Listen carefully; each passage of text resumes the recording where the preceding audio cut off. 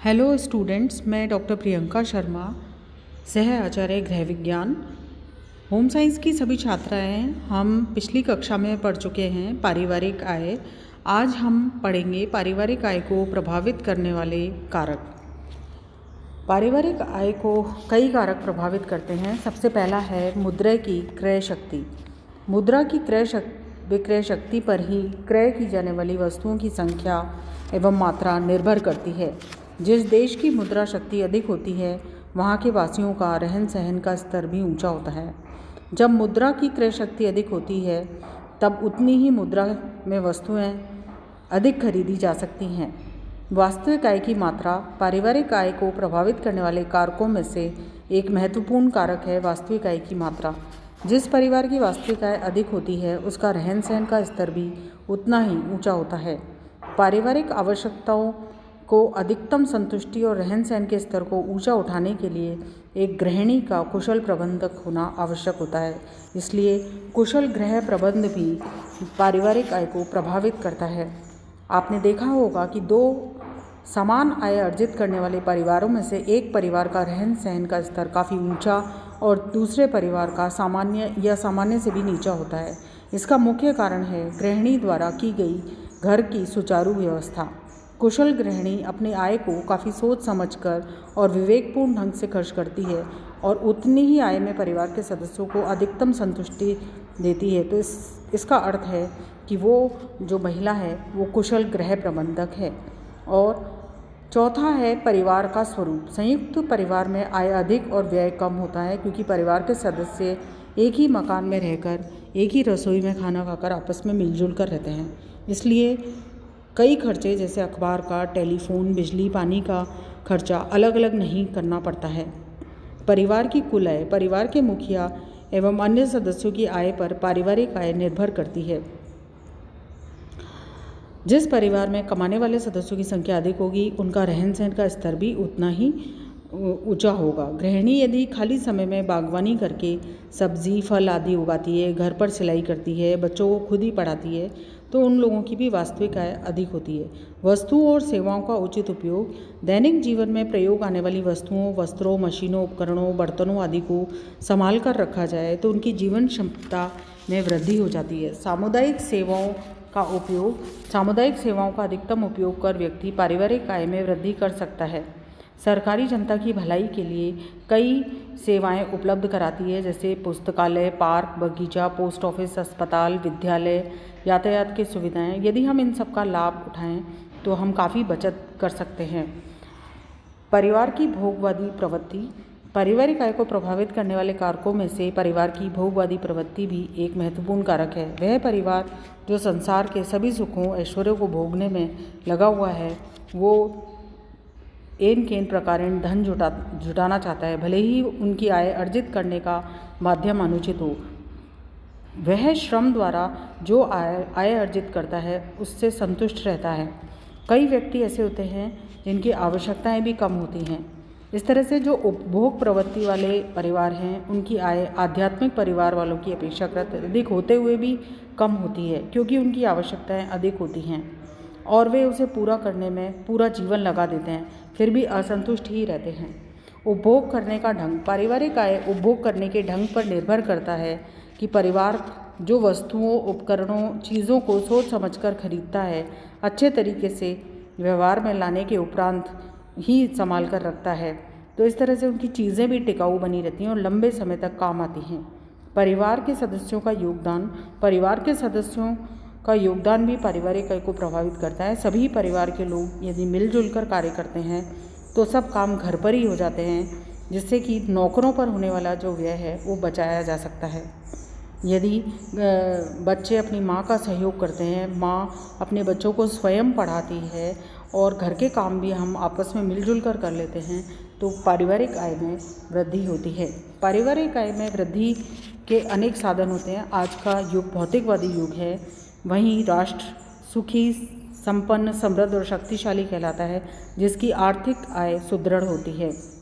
आर्थिक संपन्नता के लिए प्रयत्न करने पड़ते हैं।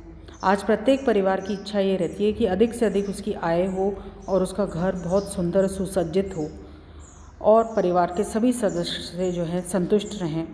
लेकिन इसके लिए अनेक प्रयत्न करने पड़ते हैं। परिवार के सदस्य कुछ सहायक उद्योग धंधे अपनाकर अपनी आय में वृद्धि कर सकते हैं, जैसे गृह एवं लघु उद्योग धंधे। परिवार के वो सदस्य जो नौकरी नहीं करते हैं वो घर में ही कुछ छोटे मोटे उद्योग धंधों को विकसित कर आय में वृद्धि कर सकते हैं। जैसे घर में ही स्त्रियां दरी बनाना, मसाले तैयार करना, पापड़ मंगोड़ी तैयार करना, गेहूँ पीसना, थैलियों में पैक थैलियाँ बनाना, पत्तल बनाना, इस तरीके की कई छोटे मोटे कुटीर उद्योग धंधे जो हैं वो करके हम अपने घर की जो पारिवारिक आय उसको बढ़ा सकते हैं। समय का मितव्ययतापूर्ण प्रयोग करना। बच्चों, आप सभी जानते हो समय ही धन है। समय सबसे अधिक मूल्यवान है। जो समय बीत जाता है वो कभी लौट के नहीं आता है। अधिकांश गृहिणियाँ समय का सदुपयोग नहीं करती हैं। वे अपने समय को ऐसे ही व्यर्थ व्यय कर देती हैं। यदि वे अपने समय की बचत करें और जो बचा हुआ समय है उसमें छोटे से लघु उद्योग धंधों को स्थापित कर दें तो पारिवारिक आय में भी वृद्धि हो सकती है। धन का मितव्ययपूर्वक प्रयोग करना। यदि कोई भी महिला कुशलतापूर्वक मितव्ययतापूर्वक व्यय करे, सोच समझकर विवेकपूर्ण ढंग से खर्च करे तो परिवार की अधिकतम आवश्यकताओं की संतुष्टि की जा सकती है। खाद्य पदार्थों का संरक्षण और भंडारण।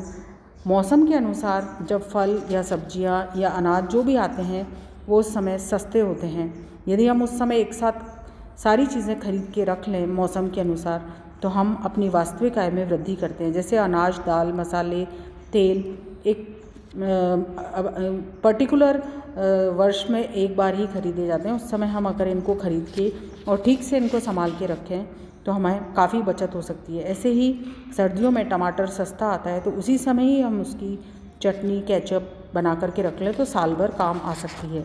धन का उचित उपयोग। प्रत्येक परिवार अपनी आय का कुछ हिस्सा भविष्य के लिए बचाकर रखता है। इस बचत की गई राशि का उचित विनियोग करने से आय में वृद्धि होती है। श्रम एवं समय बचत करने के साधनों का उपयोग। श्रम और समय बचत करने के उपकरण से कोई भी गृहिणी जो है अपनी आय में वृद्धि कर सकती है। यदि हम stove, vacuum cleaner, pressure cooker, mixer, geyser, washing machine इनका प्रयोग करते हैं तो